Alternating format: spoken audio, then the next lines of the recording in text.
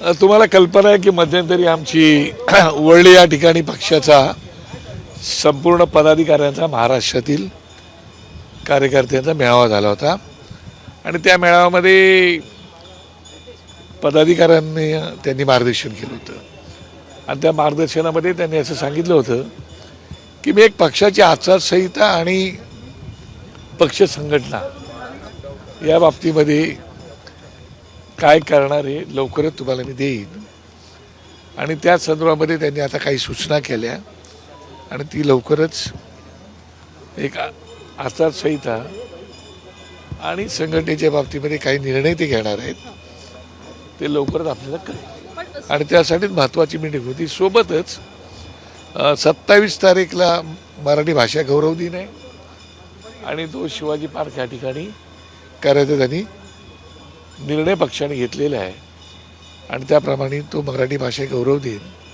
हा धूमधडाक्यामध्ये साजरा करायचा निर्णय झालेला आहे. मराठी भाषा दिनाला मराठी भाषेला अभिजात दर्जा देण्यासंदर्भात राज ठाकरे यांनी याच शिवाजी पार्कच्या मैदानात मोदी यांच्यासमोर म्हटलं होतं आणि आज त्याच ठिकाणी 4 दिवसाचा कार्यक्रम जो आहे तो होणार आहे. काय संदर्भ असेल, कशा पद्धतीचा असेल?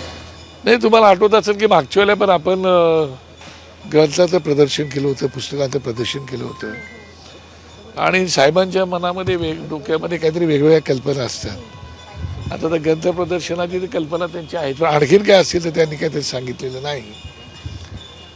परंतु कार्यकर्त्यांना आणि इतरांना त्यांनी सहकुटुंब निमंत्रण दिलेलं आहे. याच सहकुटुंबामध्ये राजकीय पक्षांच्या अनेक नेत्यांना देखील आमंत्रण असेल का? कारण शेवटी महाराष्ट्र आहे, एकत्र कुटुंब आहे. ते मला वाटतं आता त्यांनी काही त्याचं प्रकारचं मार्गदर्शन केलेलं नाही किंवा सांगितलं नाही पण शक्यता असू शकते. बरं, संघटनेमध्ये बदल होण्यासंदर्भात आपण भाष्य केलं होतं आणि वरळीच्या मेळाव्यामध्ये पण तसे संकेत दिले होते.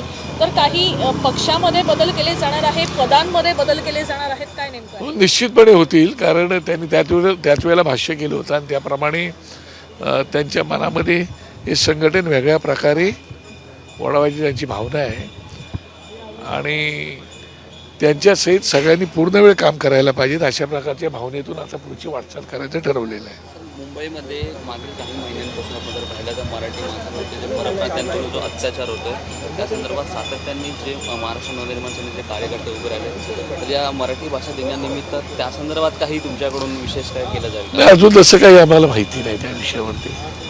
पण मराठी भाषेला अभिजात दर्जा तर दिलेला आहे पण ज्या ठिकाणी मराठीची आजही गळचेपी होतीये त्या ठिकाणी मनसे स्टाईलमध्ये उत्तर द्या अशा मला असं वाटतं की तुम्हाला या बाबतीमध्ये तुम्हाला कल्पना आहे गुढीपाडव्याला आमची नेहमीच सभा असते, मीटिंग असते, तेव्हा कारण याच्यावर त्यांचं भाष्य असू शकेल आणि तो दिवस पण लांब नाही, 30 मार्चच आहे. त्यामुळे थोडंसं वाट पाहिली तर तुम्हाला त्यातली माहिती मिळेल असं मला वाटते.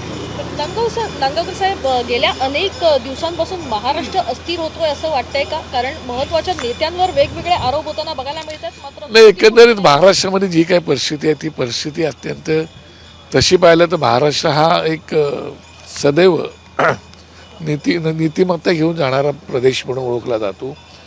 या राज्याचे बरेचसे आदर्श योजना इतर राज्यांनी घेतलेले आहेत आणि त्यामुळे महाराष्ट्राकडे बघण्याचा दृष्टिकोन इतर राज्यांचा वेगळा आहे.